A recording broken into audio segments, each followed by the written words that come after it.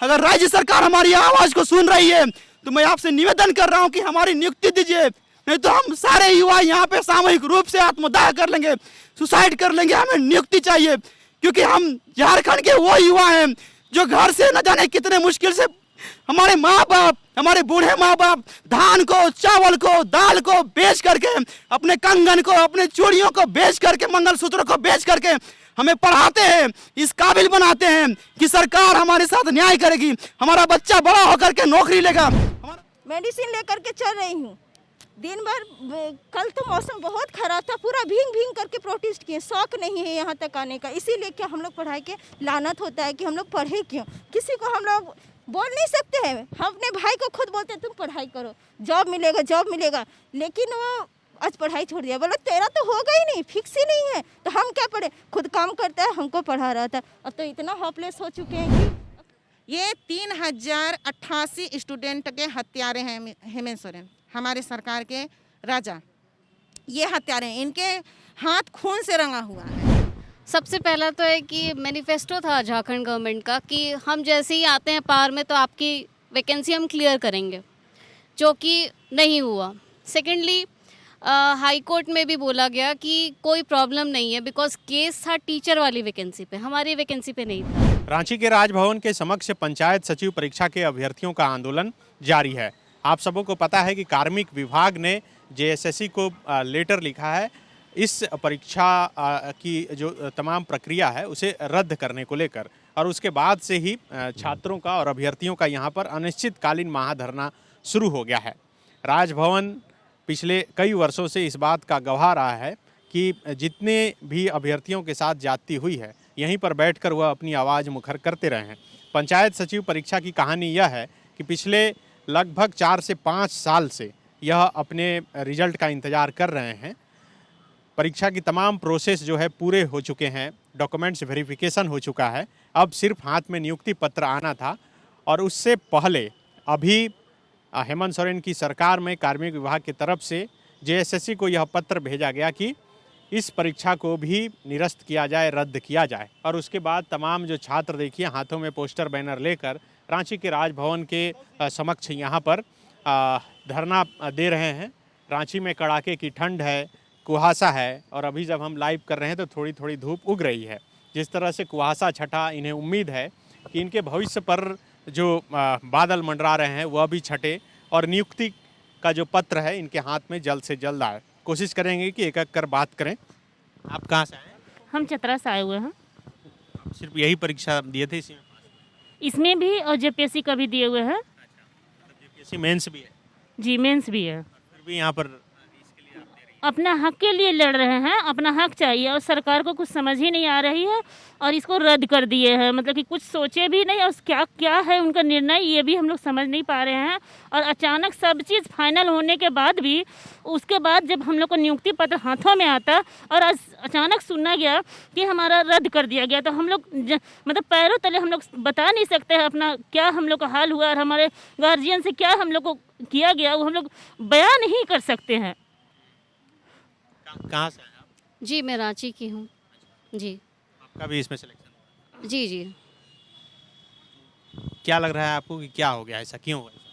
नहीं, सबसे पहली बात तो मैं सिर्फ फैक्ट्स और लॉजिक्स पे बात करूँगी यहाँ पे। सबसे पहला तो है कि मैनिफेस्टो था झारखंड गवर्नमेंट का कि हम जैसे ही आते हैं पावर में तो आपकी वैकेंसी हम क्लियर करेंगे, जो कि नहीं हुआ।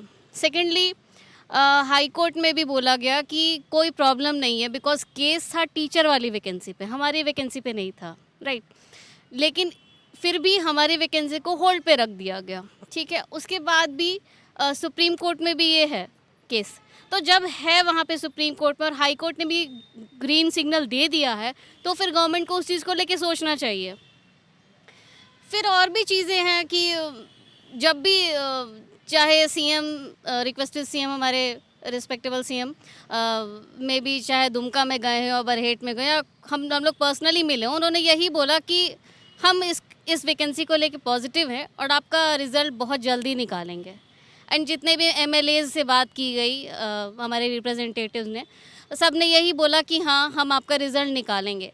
तो ऐसे करके तो आप अपनी बात को ही खो रहे हैं, तो ये चीज़ सही नहीं है। और देखिए ट्रस्ट बहुत मैटर करता है। अगर आप छोटी सी बात पे भी अपना ट्रस्ट तोड़ेंगे तो आगे फिर आप पब्लिक के सामने अपना ट्रस्ट कभी भी नहीं बना पाएंगे। तो इसलिए मैं यही बोलना चाहूँगी कि हम एक जेन्युइन कैंडिडेट है, हमने फ़ाइट करके इस वैकेंसी को लिया है, फ़ाइट करके हम यहाँ तक आए हैं, तो ये हमारी जेन्युइन है, ये जेन्युइन चीज़ के लिए हम रिक्वेस्ट कर रहे हैं। तो मैं यही बोलना चाहूँगी कि इसकी वैकेंसी पूरी करिए। इसके अलावा भी और कोई परीक्षा? हाँ जी, मैं JPSC PT पास हूँ मेंस का तैयारी कर रही जी, कर रही थी, लेकिन अभी फिर ये हिंडरेंस आ रहा है बीच में, और ये भी ज़रूरी है, वो तो फिर भी चलिए अभी मेंस इंटरव्यू बाकी है, लेकिन यहाँ तो सब कुछ हो चुका है ना। एक मेरे हाथ में वैकेंसी है, वो भी हाथ से जा रही है, तो ये गलत चीज़ है ना, गवर्नमेंट को सोचना चाहिए। दूसरी बात, ये जो नियोजन नीति को वापस लेने का बात किया जा रहा है, तो सुप्रीम कोर्ट ने हाई कोर्ट ने साफ बोला है कि जो अपकमिंग वैकेंसीज आएंगी उस पे इसका असर पड़ेगा, ना कि जो पहले हो चुकी हैं उस पे पड़ेगा। तो हमारी तो पहले की वैकेंसी है ना, तो इसको क्लियर करना चाहिए, हमारे पे तो कोई प्रॉब्लम ही नहीं है। तो ये तो फिर मनमर्जी हो रही है, ये गलत चीज़ है। कितने दिन से इंतजार कर रहे हैं? 5 साल हो गए, 5 ईयर प्लान हो गया, उसके बाद भी अभी भी चलता जा रहा है, कब तक चलेगा पता। आप कहाँ से आई? हम हजारीबाग से आए हुए हैं। ये सिर्फ धरना देने के लिए आई? हाँ, हम अपनी नियुक्ति लेने के लिए आए हैं। हम लोग की नियुक्ति की 5 साल हो चुकी है, 4 एग्ज़ाम क्वालिफाई किए, यहाँ तक कि जब टाइपिंग था, टाइपिंग में 25 का स्पीड मांगा गया था, उसमें 40 का स्पीड किए हैं, 12-13 घंटा प्रैक्टिस किए हैं। उसके बाद इतना प्रोटेस्ट करने के बाद भी ये अब देख रहे हैं, आज कुछ मौसम अच्छा है, लेकिन 3-4 दिन से कितनी मौसम ख़राब थी, उस मौसम में भीग करके हम लोग प्रोटेस्ट किए हैं, यहाँ तक कि मेडिसिन ले करके प्रोटेस्ट कर रहे हैं। फिर भी कुछ यहाँ पे पॉजिटिव निर्णय ही नहीं लिया जा रहा है। बस 5938 को हटा दिया गया और 229 को लाया गया और बोला गया 29 जनवरी को बस ये कैलेंडर जारी कर दिया गया कि देखिए ये सब हम आप लोग का हटा दे रहे हैं।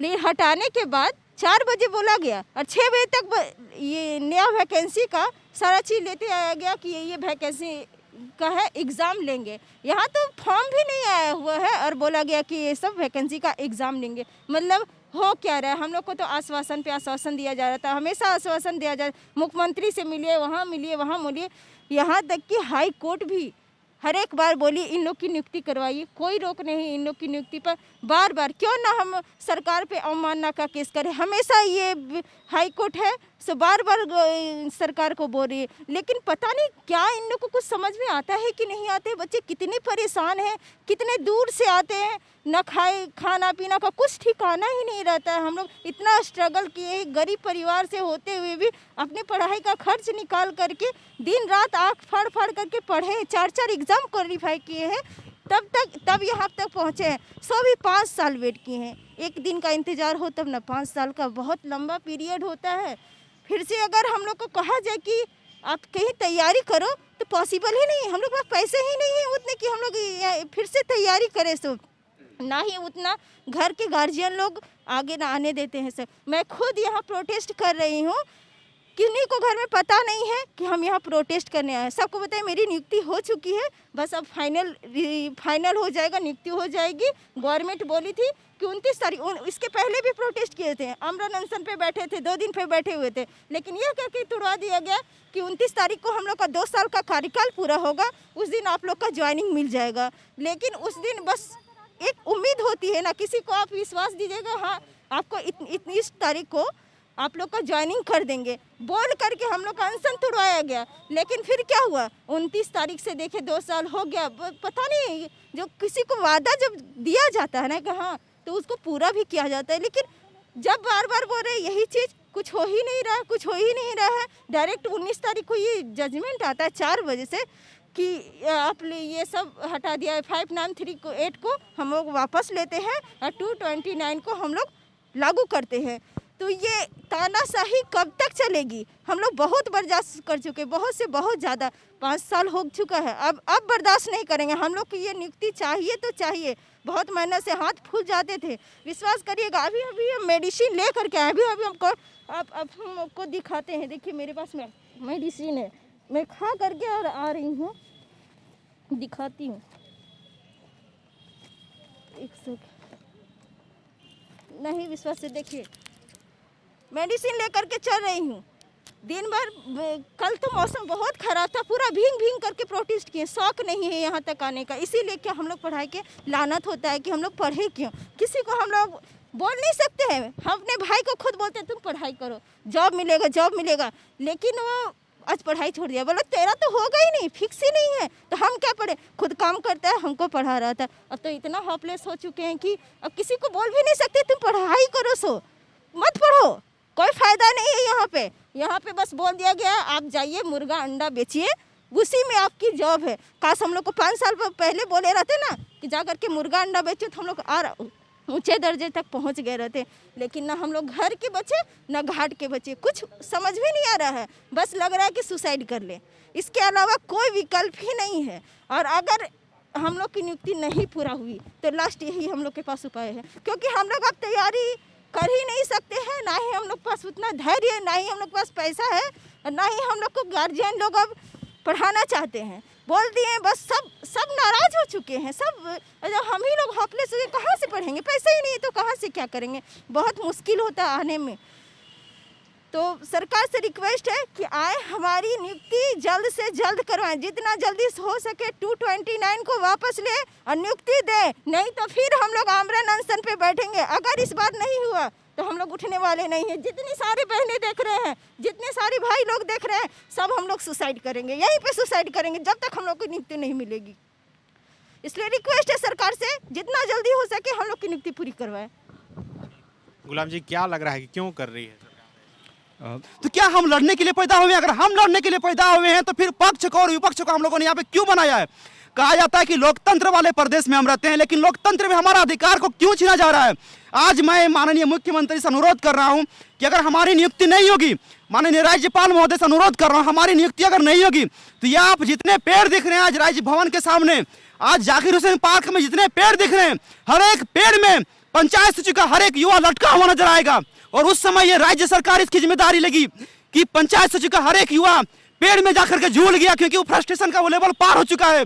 हमें न्याय चाहिए, हमें नियुक्ति चाहिए, जिस नियुक्ति के लिए हम लोगों ने 5 साल इंतजार किया है, अब और बर्दाश्त नहीं कर सकते हैं। अगर आगामी 2-3 दिन में अगर हमारे लिए नियुक्ति के समाधान नहीं किया जाएगा तो हम सारे युवा सामूहिक रूप से एक एक पेड़ में जाकर के फांसी का फंदा लगा करके झूल जाएंगे। और इसकी जवाबदेही केवल राज्य सरकार की होगी। हमारी बहनें जो आज लगातार रो रही हैं, इसका जिम्मेदारी कौन लेगा? क्या राज्य सरकार इनके आंसुओं का बदला चुका पाएगी? हम राज्य सरकार से बार बार अपील कर रहे हैं, अगर हम आपसे नियुक्ति मांग रहे हैं और अगर आपको लगता है कि हम बगावत कर रहे हैं तो हाँ, हम है बागी, हम बगावत करेंगे, क्योंकि हम वो युवा हैं जो सरहद के पार जाकर के दुश्मन देश को सबक सिखा के आते हैं। अगर हमारे राज्य के अंदर हमारे अधिकार को छीना जाएगा तो हम अपने राज्य के सरकार को भी सबक सिखाएंगे। सरकार से बार बार अपील कर रहे हैं कि हमारे उस फ्रस्ट्रेशन लेवल को प्लीज, पूरा खत्म हो चुका है, हमारी नियुक्ति हमारे हाथ में सौंप दीजिए। हमारे पास खोने के लिए और कुछ नहीं बचा। इस नियुक्ति अगर चली गई तो मैं दावे से बोल रहा हूं कि मेरे पास जीने का सारा साधन खत्म हो जाएगा। ना ही मैं जी पाऊंगा, ना ही मैं मर पाऊंगा। हमें मौत से आज तक से कभी डर नहीं लगा है, लेकिन जिएंगे तो किस आधार पे जिएंगे? हमारे पास जीने के लिए क्या बचा है? इसीलिए डर लगता है हमें जिंदगी से। अगर राज्य सरकार हमारी आवाज को सुन रही है तो मैं आपसे निवेदन कर रहा हूँ कि हमारी नियुक्ति दीजिए, नहीं तो हम सारे युवा यहाँ पे सामूहिक रूप से आत्मदाह कर लेंगे, सुसाइड कर लेंगे। हमें नियुक्ति चाहिए, क्योंकि हम झारखंड के वो युवा हैं जो घर से न जाने कितने मुश्किल से हमारे माँ बाप, हमारे बूढ़े माँ बाप धान को, चावल को, दाल को बेच करके, अपने कंगन को, अपने चूड़ियों को बेच करके, मंगलसूत्र को बेच करके हमें पढ़ाते हैं, इस काबिल बनाते हैं कि सरकार हमारे साथ न्याय करेगी, हमारा बच्चा बड़ा होकर के नौकरी लेगा, हमारा बच्चा बड़ा होकर के हमारे भविष्य को बना देगा। लेकिन आज 30 साल का बच्चा हो चुका है, 40 साल का हो चुका है, 45 साल का हो चुका है, लेकिन फिर भी आज वो बच्चा अपने बूढ़े माँ बाप के लिए एक बोझ बना हुआ है। हम कब तक अपने माँ बाप के लिए बोझ बने रहेंगे? घुटता है, अंदर से दम निकलता है कि हमारे माँ बाप के लिए हम रोजगार कब देंगे। माँ बाप लगातार रोते हैं, सिसकते हैं कि बेटा तुम्हारा नियुक्ति कब होगा, तुम्हारी बहन की शादी नहीं कर पा रहे हैं, तुम्हारे भाई का शादी नहीं कर पा रहे हैं। देखो ना समाज वाले ताना मार रहे हैं कि तुम्हारा बेटा क्या करेगा, वो नालायक निकला, उसके पास जीने के लिए कोई आधार नहीं है। हमारे बहुत सारे भाई हैं जिनके पास कमाने का कोई जरिया नहीं है और जिस कारण से किसी भाई का शादी नहीं हो पा रहा है। सारे भाई लोग आज उम्र के उस अधेड़ अवस्था में पहुंच चुके हैं जहां पे कोई उन्हें बेटी नहीं देखा तो समाज में ये क्या मुंह दिखाएंगे। हमारी बहन लोगों के साथ रात दिन अन्याय होता है, उन्हें ससुराल वाले, घर वाले, समाज वाले प्रताड़ित करते हैं। लोग कहते हैं कि बेटी बचाओ, बेटी पढ़ाओ। आखिर अगर बेटियों को न्याय ही नहीं मिलेगा, नियुक्ति नहीं मिलेगा तो कौन माँ बाप है जो अपनी बेटियों को पढ़ाएगा? कौन माँ बाप है जो अपने बच्चों के लिए एक अच्छे भविष्य का उज्जवल का कामना करेगा? राज्य सरकार से मेरा अनुरोध है, मैं आपसे विनती कर रहा हूं कि हमारे साथ न्याय कीजिए। नहीं तो आने वाले समय में मैं बता रहा हूं कि इसी राजभवन के सामने पंचायत सचिव के तमाम युवा सामूहिक रूप से पेड़ से झूल करके अपनी जान दे देंगे। हमें न्याय चाहिए, हमें न्याय चाहिए, सरकार से हमें न्याय चाहिए। लेकिन यहाँ देखते हैं कि यहाँ तो अलग ही खिचड़ी पक रहा है। धीरे धीरे ये लोग पता नहीं क्या षड्यंत्र कर रहे हैं, क्या चाहते हैं, इनकी मंशा क्या है। जितना यहाँ अभी भ्रष्टाचार और ये सीट बेचा बेची का मामला सुन रहे हैं, इससे हमको तो यही लगता है कि सरकार का जो नियत है वो कभी भी मंशा साफ नहीं था। बस ये अपने विधायक मंत्री को खुश करने में लगे हुए, युवा मरे चाहे जाए, चाहे जो कुछ करना है वो करना चाहते हैं। और इसके पीछे बस उनका हमको यही मंशा लगता है कि ये सीट नहीं बेच पा रहे हैं। हमको तो लगता है कि अब ये पंचायत सचिव का सोच रहे हैं कि पैसा टेके कैसे करें। जैसे जेपीएससी का हर एक सीट बेच दिया जाता है, सीजीएल का सुन रहे हैं कि सब सेटिंग चल रहा है। हो सकता है इसका भी सेटिंग कर लिए हो, इसीलिए हम लोग को जॉब नहीं देना चाहते हैं। हम कुछ भी करें, हम लोग को बस ये नियुक्ति चाहिए तो चाहिए, क्योंकि हम लोग जिस क्षेत्र से आए हैं, जितना मेहनत किए हैं, लेडीज हो के हम लोग पढ़े हैं, अपने समाज में, अपने वातावरण में हम दिखाए हैं कि पढ़ने से फ़ायदा होता है। आज अगर हमको ये नियुक्ति नहीं मिलता है तो आज हमसे कितने एरिया के लोग वहाँ प्रभावित होंगे, वहाँ पढ़ाई पर से विश्वास उठ जाएगा। मेरी लड़की कहती है कि मम्मी तुम इतना पढ़ लिख ली, तुमको क्या हुआ, तुम कितना मेहनत करी, आज पूछ रही है तुम कहाँ जा रही हो। रात भर हमको नींद नहीं आ रहा है। हम सोचे कि आएंगे, अपनी बातों को यहाँ बताएंगे। अब तक तो घर में थे, क्योंकि सोच रहे थे कि चलिए आज नहीं कल हम लोग को मिलेगा, हम लोग का सुनने को मिल रहा है कि हाँ होगा। अभी तक प्रतिबद्ध हैं कि सुन रहे थे। यहाँ तक कि शीतकालीन सत्र में भी सुने, विनोद बिहारी महतो ने भी हमारे पंचायत सचिव नियुक्ति के लिए आवाज़ उठाया। उसके जवाब में उमेश्वर उरांव जी ने भी कहा कि हम लोग सकारात्मक सोच रहे हैं। यही सकारात्मक सोच रहे हैं कि हम लोग को ठेंगा दिखाएंगे एक दिन। ये 3088 स्टूडेंट के हत्यारे हैं हेमंत सोरेन, हमारे सरकार के राजा। ये हत्यारे हैं, इनके हाथ खून से रंगा हुआ है। इन्होंने इतना लोगों का हत्या किया है, हत्या। अगर ये नौकरी नहीं देते हैं तो ये समाज में गलत मैसेज जाएगा कि पढ़ने लिखने से कुछ नहीं होता है, केवल हड़िया, दारू, अंडा, मुर्गी यही सब हम लोग बेचेंगे, नक्सली बनेंगे, क्या करेंगे। आखिर कहा जा रहा है कि बेटी बचाओ बेटी पढ़ाओ। लोग भ्रूण जांच कराते हैं कि बेटी होते पेट में देखते ही मार देते हैं। आज हेमंत सोरेन क्या कर रहे हैं? आज हम लोग लगभग 1500 लड़कियां इस जॉब के लिए, इस पद के लिए फाइट करके यहाँ पे हम लोग हैं। आज वो क्या कर रहे हैं? आज वो हम लोगों का हत्या कर रहे हैं, ये भ्रूण हत्या कर रहे हैं। उन पे 2 ही इल्ज़ाम लगाएंगे हम। एक तो वो यहाँ के युवा को मार रहे हैं और भ्रूण हत्या कर रहे हैं, और यहाँ के सारा जो नियमावली बना रहे हैं सब एकदम युवा विरोधी बना रहे हैं। किसी से मतलब जनरल को आरक्षण नहीं दे रहे हैं। जितना झारखंड बने इतना साल हो गया है, अभी तक ये नियमावली नहीं बना पाए हैं। कैसे इनके अधिकारी हैं, कैसे इनके अफसर हैं, पढ़े लिखे। अरे आपके पहले ये देखिए कि आपके एरिया में पहले तो 4 वर्ग आते हैं, आपके जनरल आते हैं, SC SC OBC सब आते हैं। पहले आप उनको देखिए। महिला वर्ग आती हैं, अदर स्टेट से महिलाएं हैं, आपके यहाँ के निवासी बनी हुई हैं, उनको आप सोचिए। सबको बाहर कर देना है। पढ़ी लिखी हैं तो आप जॉब नहीं देंगे। अब आपके यहाँ बहू बनी है तो आप उनको जॉब नहीं दीजिएगा। आप ऐसा नियमावली बना रहे हैं। कहीं भी अहर्ता शिक्षा पे नहीं होता है। कोई कहीं से भी पढ़ सकता है, किसी भी कोने से पढ़ सकता है। हमको यहाँ से नहीं 10th पढ़ना, हमको BHU से पढ़ना है, हमको वहीं से इंटर करना है। तो क्या वो हाई क्वालिटी का पढ़ाई नहीं हुआ? हम जरूरी है झारखंड में पढ़ेंगे? झारखंड में तो आपके टीचर भी नहीं। TheFollowUp.in. Like, share and subscribe. www.thefollowup.in